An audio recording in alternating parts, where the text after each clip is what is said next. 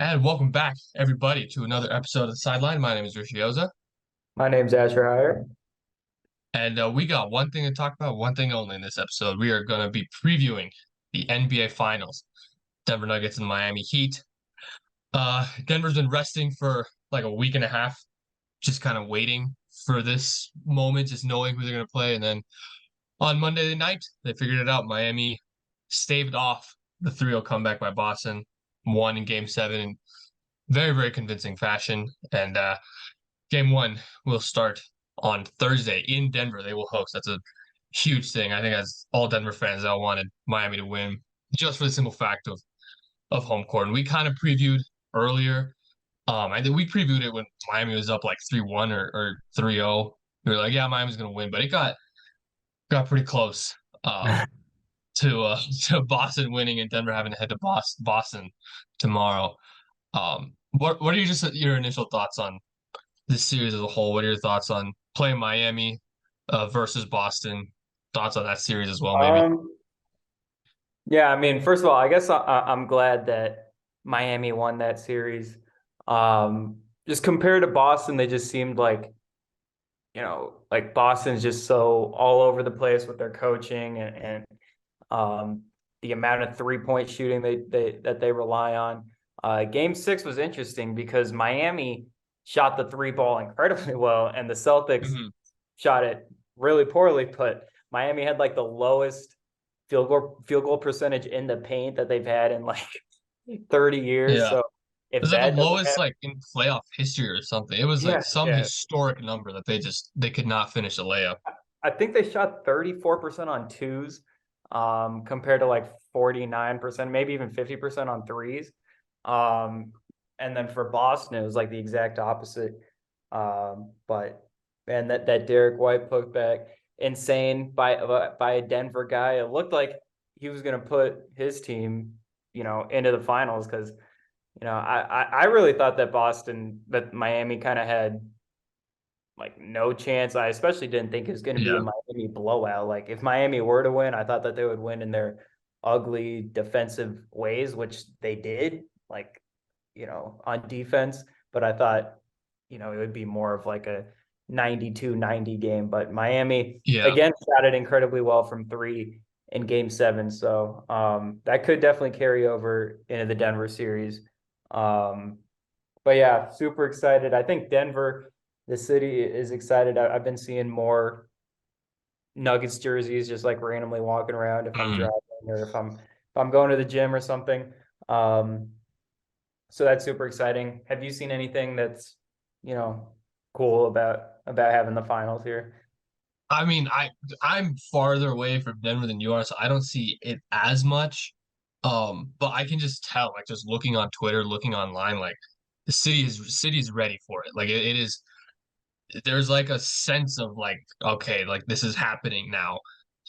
Just around Denver, just from seeing news outlets posting about it, seeing reporters posting about it, seeing today was like the finals media day for both teams, and like they said there was probably like 300 media members there, and for a Nuggets game like there's maybe like 20. Like there are not a lot of media members there for Nuggets games.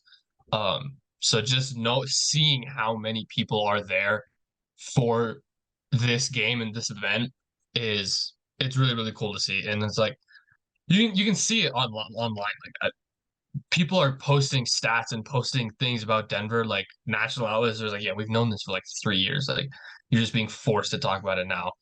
Uh, so you can tell that it's going to be something big. I'm really excited to see how it's going to go. Hopefully I can get up to not go to a game, but hopefully go to a bar, go to one of the Yeah. watch parties for one of the road games, just see how everything is Yeah, around I'm gonna there. be in Arizona, unfortunately, for like this whole series. Like I'm gonna be able to watch the game 1 here tomorrow, but after that I'll be in Arizona. And I think Oh like yeah.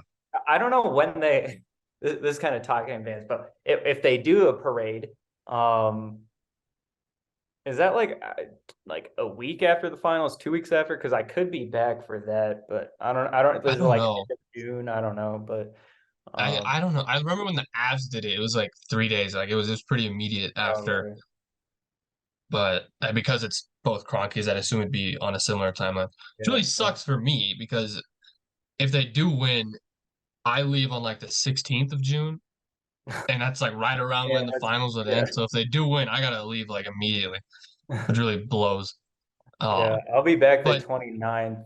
Um, I feel like the maybe I don't know. I mean, if it goes might seven, be a like little there's before a that. chance, but Yeah, well, because I depends on what the city's planning to and everything. But I going back to the series, like I thought Boston was gonna win 100%, especially after Game 6. I thought there was no way that Miami mentally could regroup and regather as a team to come out and play on the road in a Game 7 for a trip to go to the finals. I just thought there was no way that was going to be possible. Um, Clearly, I was wrong. That was that was one of the more impressive Game 7 wins that I've ever seen, considering the context, considering what had happened 48 hours before. Like Miami played so bad Game 6. They played so bad. Like the three ball was the only thing that was keeping them in it. And then at the very end, they make a push. It was like the exact same thing to what happened in Game 7 last year with these two teams. Like Miami was playing really, really bad. Boston was up like 10, 11 points the entire game. And at the very end, Miami makes a push, and they were just one shot short. This time, Jimmy gets fouled on that three. He makes all three. They take the lead. I thought there was no way Miami was like after going through all of that and losing still at the last second. I thought there was no way, but I mean that shows how dangerous of a team Miami is. Like having that much confidence in yourself and having that much team morale and chemistry to come back from probably one of the most devastating playoff losses like I've ever seen. That's ridiculous. Like that's a special team there, and I don't think Denver should take them lightly at all. Like I would be more scared of them right now after that Game 7 yeah, than I for would be sure. before.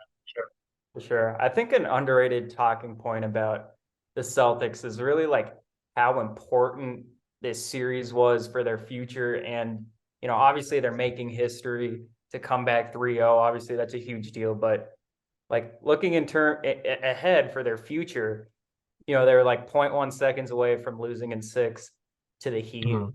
Does that mean, Missoula's gone? Jaylen Brown is gone. Um, like, what do they do with their whole future moving forward? And then they win Game 6, and it's like, if they pull off this comeback and make the finals, and Missoula keeps his job, Jaylen Brown probably re-signs, and then they have one of the biggest letdowns in Yeah, Boston sports history. Um, and now it's like back to the situation of before, of like, what is Jaylen Brown going to do? What do they do there? He had 8 turnovers in Game 7. I think 1 for 9 from three. He wasn't good, in the series at all. Like the no, first 3 games, he was terrible, and then he had a couple decent games, but then Game 7 was really bad. And then obviously like the Missoula situation, because it's pretty clear, he doesn't have his players ready a lot of the time, and yeah, and his offense, isn't great, and they're probably expecting a lot after Ime Udoka had such a great coaching season for them last year. So like, I don't know, the future of the Celtics.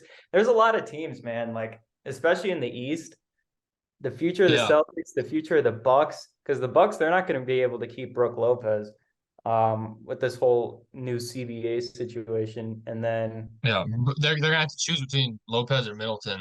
Like right, they that yeah, can't they can't keep both of them. yeah, and I feel like they would. I don't know. I feel like they would pick Middleton, but um, the Sixers, what is Yeah, James yeah. Harden I was gonna say moving Philly as forward? well. Like, there's a lot of teams that have interesting situations that the talent could get spread out this Mhm. offseason in the East. Yeah, another underrated storyline for Boston. It came out this morning. They're gonna lose three of their assistants to Houston. Ime Udoka's pretty set on bringing some of those guys over. So an already thin and inexperienced coaching staff is gonna get even more thin and even more inexperienced. So, I mean, for a first year head coach to get to Game 7 of the conference finals after going to the finals last year, like I think that's a pretty successful season. I think you have an experienced front office at least. Brad Stevens is still there. He can help guide Missoula in terms of building a staff, building a better offense, building all of that. So I think they should keep him just for one more year, just because like I mean, like getting to this point of the season is a success. I in a vacuum, I guess. Obviously, with context, it's all different. But if you just take it at face value, getting to Game 7 of the conference finals against the same team you went to Game 7 of the conference finals against last year, like I think that's a successful season. But there's a bunch of different moving parts. It's interesting. Like you said, Boston, their future is kind of murky. Philly, Milwaukee, a lot of the top teams are you don't really know what's going to happen um with them. It's kind of fun. Like most of the other lower teams uh in the East, like New York, you know what's gonna happen with them. Cleveland, you know what's gonna happen with them. Yeah. Brooklyn, you know what's gonna happen with them. Like all the other lower teams, you know what's gonna happen. But those top teams, they got some thinking to do. I think it's just so funny that the entire season people were like, the East is better than the West. The East is this is the finally like the West is so bad. It's like, no, it's not. It's Yeah. not. And then we Especially definitely post saw it in the All-Star playoffs. break, like post All-Star break with the Suns, the Warriors, the Lakers all having like incredible records. I mean, all those teams I think are pretty stout, like compared to Mhm. the East. But I don't know. I mean, we'll see. Like if the Heat beat the Nuggets, then it's like, all right, damn, maybe the East was pretty good, taking the Heat to Maybe. second up. But yeah, getting back into this series. Like obviously the main kind of like star matchups, Jimmy versus Jamal and on the perimeter, and then Jokic against Bam inside. Well, all right. What do you think of the Jokic Bam situation? How do you think the Heat could try to defend Jokic? I have no. I think we've clearly seen this postseason, and we've known it for a while. But I think the league is and everyone around him starting to notice. If you leave him 1-on-1, you're gonna get killed. You cannot do it. He did it to Rudy Gobert, did it to DeAndre Ayton, did it to Anthony Davis, did it to Draymond Green last year. You cannot leave him 1-on-1 at all. He's gonna dominate.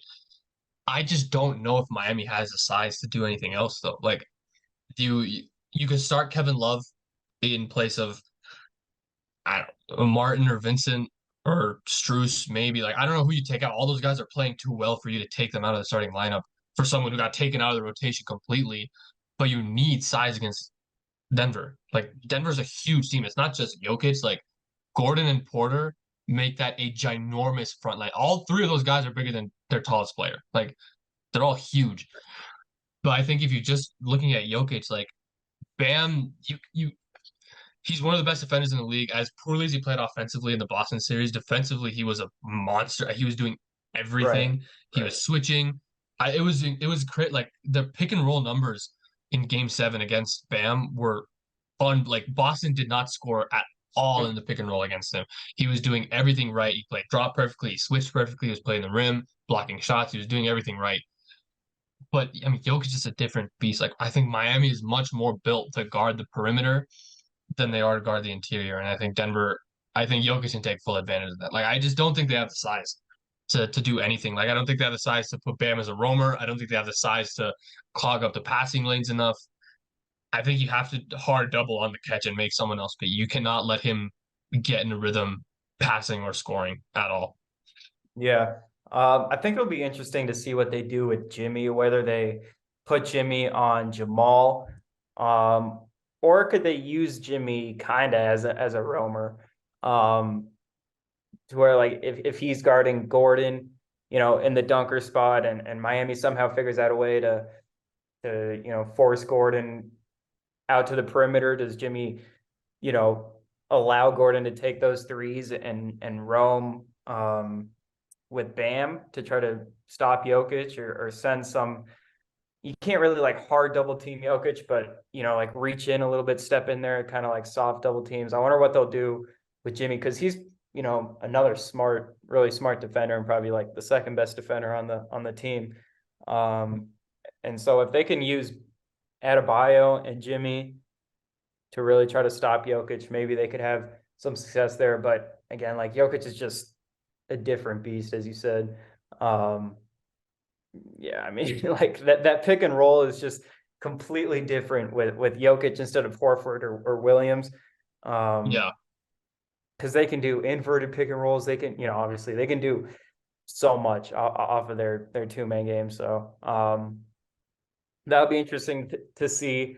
I think another big part of Denver's success in these playoffs is getting out in transition, especially after a Mhm. rebound. Like Yeah.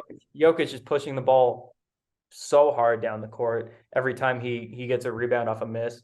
The Nuggets are second in transition points off of live rebounds in the playoffs. They were third in the regular season.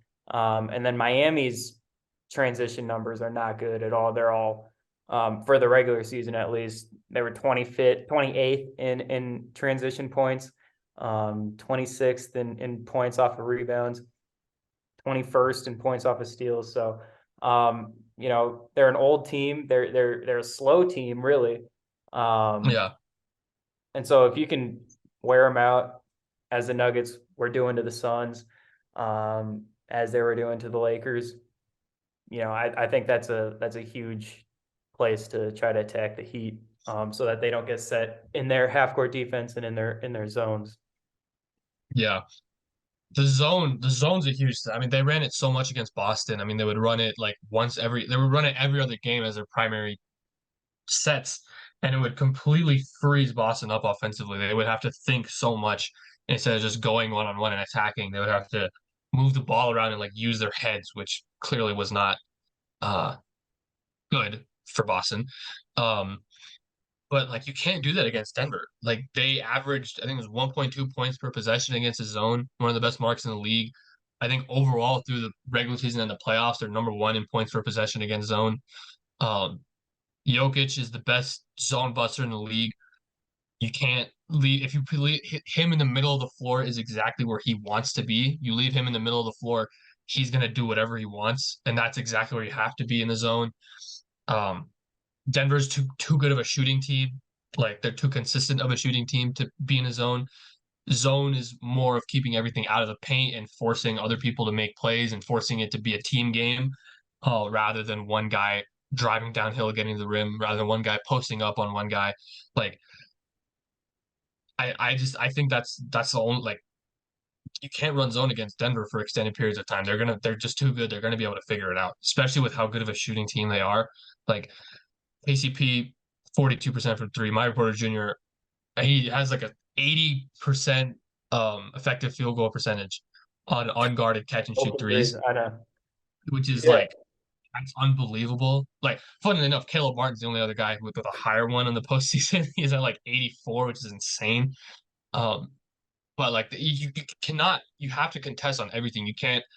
Um you can't rely on Denver to shoot themselves in the foot like Boston was in the series, which I think that's an underrated thing that a lot of national media isn't talking about. It's like or Miami forced Boston to all these things. Like they did, but a lot of that stuff was just them playing into Boston's weaknesses. You can't really play to Denver's weaknesses on offense. right. I don't like. I'm feeling so confident in this series. It's so hard for me to pick a point of where Miami could take advantage of Denver. Yeah.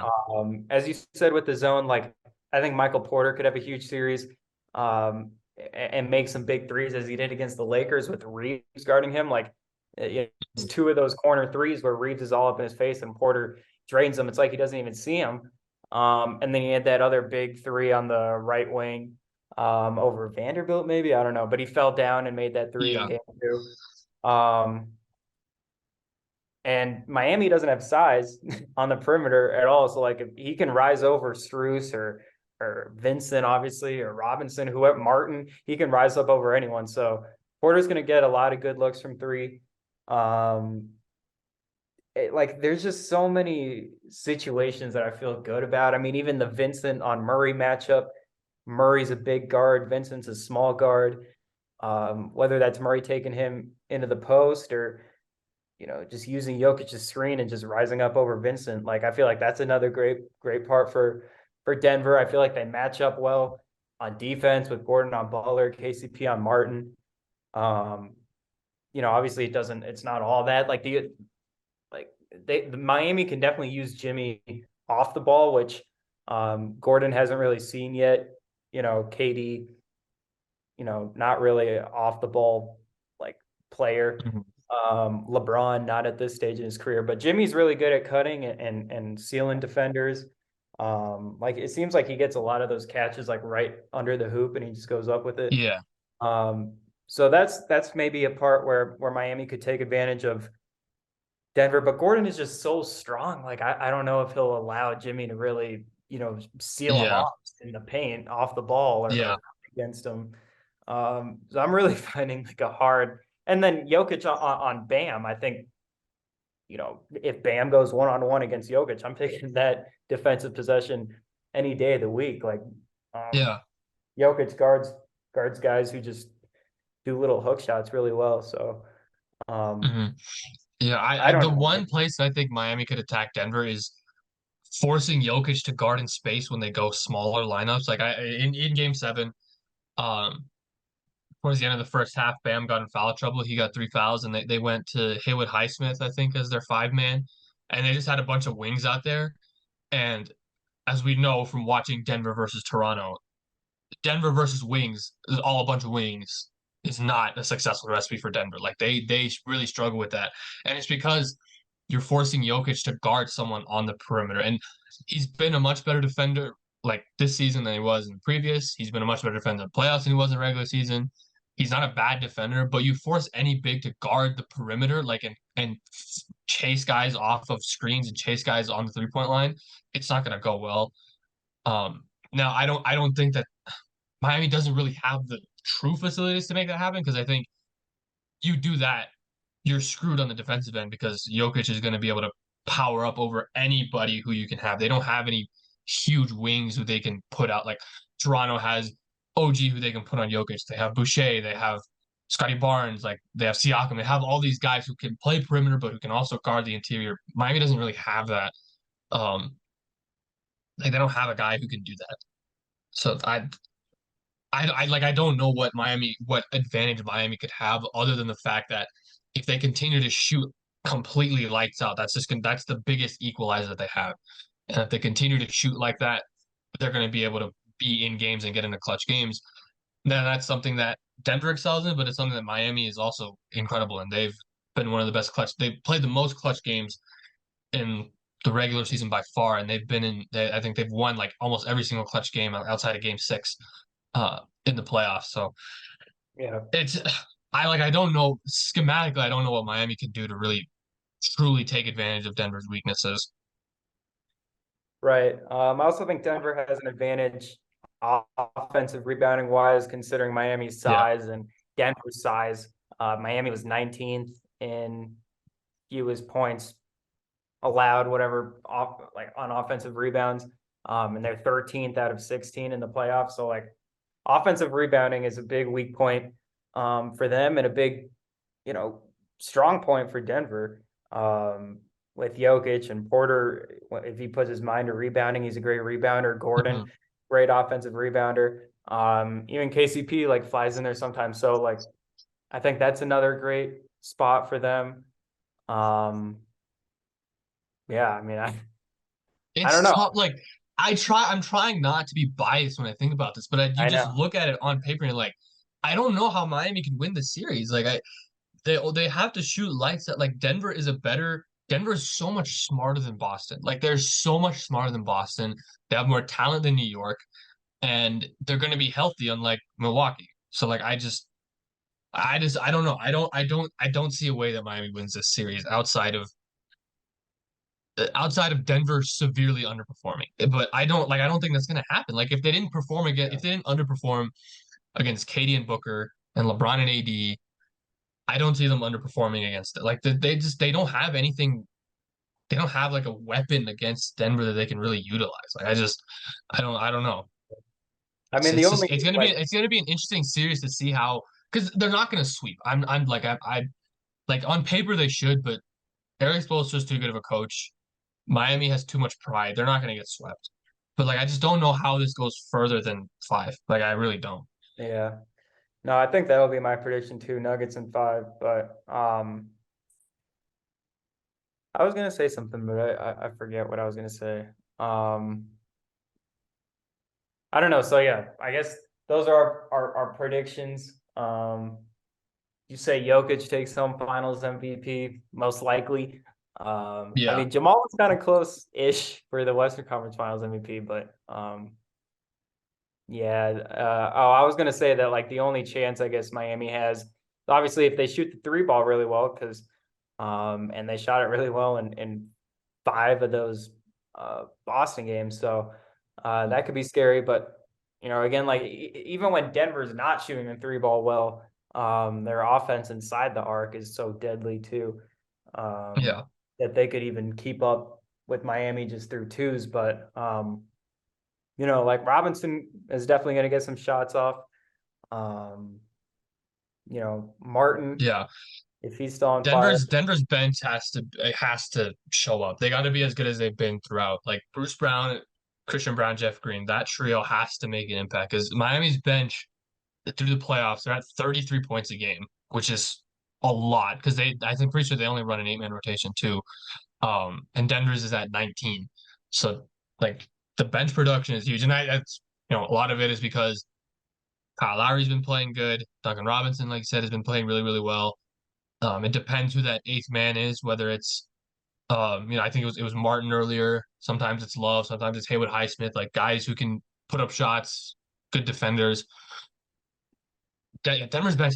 I think this could be a good Christian Brown series. It's like a sleeper X factor. Like obviously the X factor, I think for Denver, it's either Jamal Murray or Michael Porter Jr. One of those two guys in the starting lineup has to show up. But I think on the bench, this could be a big Christian Brown series defensively because of how perimeter and wing oriented uh Miami is. He got played out of the rotation against the Lakers, but that's because the Lakers they pounded the paint so much in that series, and Brown didn't really have anybody to guard, and he did make some mistakes, and he did make shots.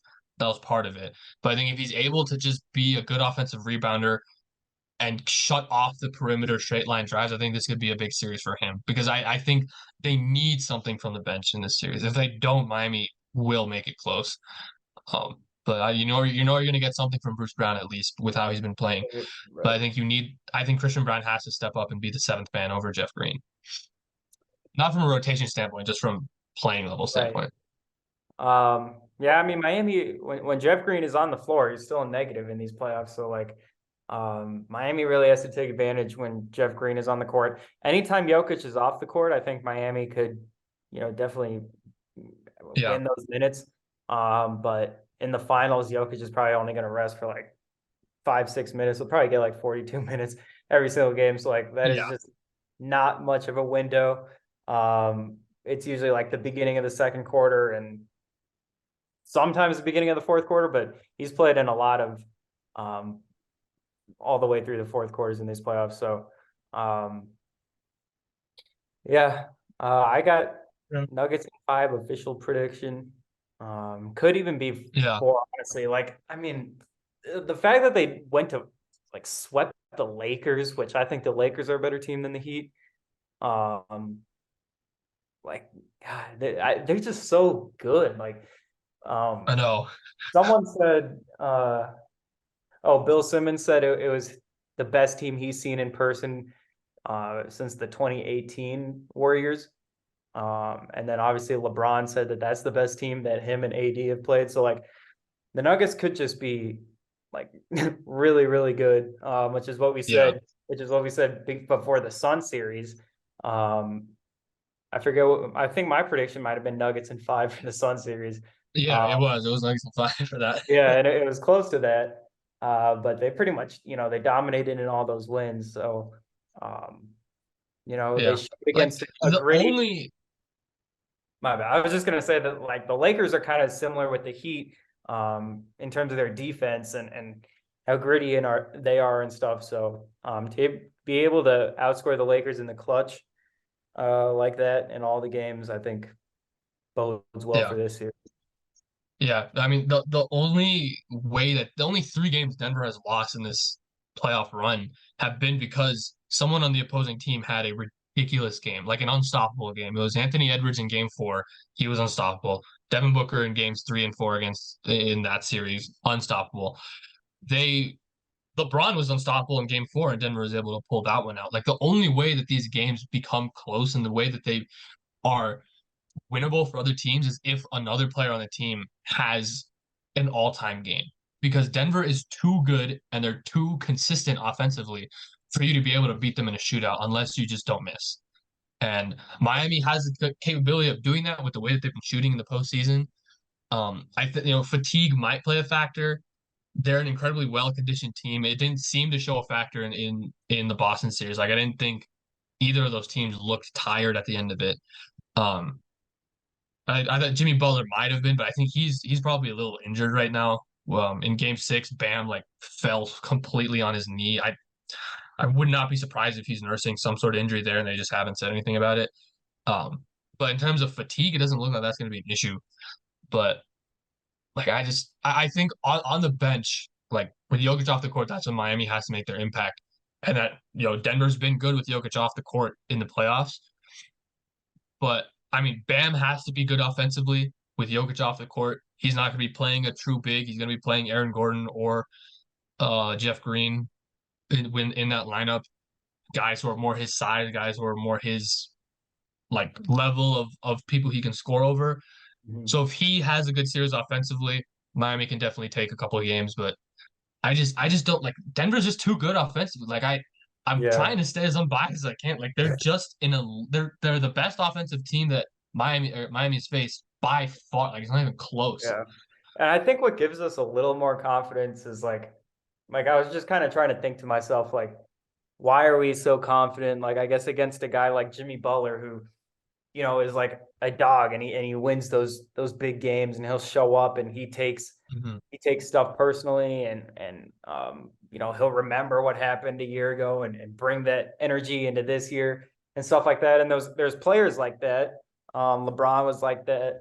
But I even remember like, Donovan Mitchell in the bubble, like when he was going crazy and he just had that look in his eye. And I remember he was like liking tweets of like Nuggets propaganda or whatever during Like whatever. people saying that Torrey Craig was the stopper. He was liking tweets about that. I remember. Yeah, stuff like that. And then like um Jokic and Gobert, the Nuggets tweeted something about like kind of making fun of Gobert, and he liked that. Yeah. Um, and it was like it just felt like he was just gonna like win that series. Like there's just no way you beat him, and he goes up 3-1 after having all those incredible games.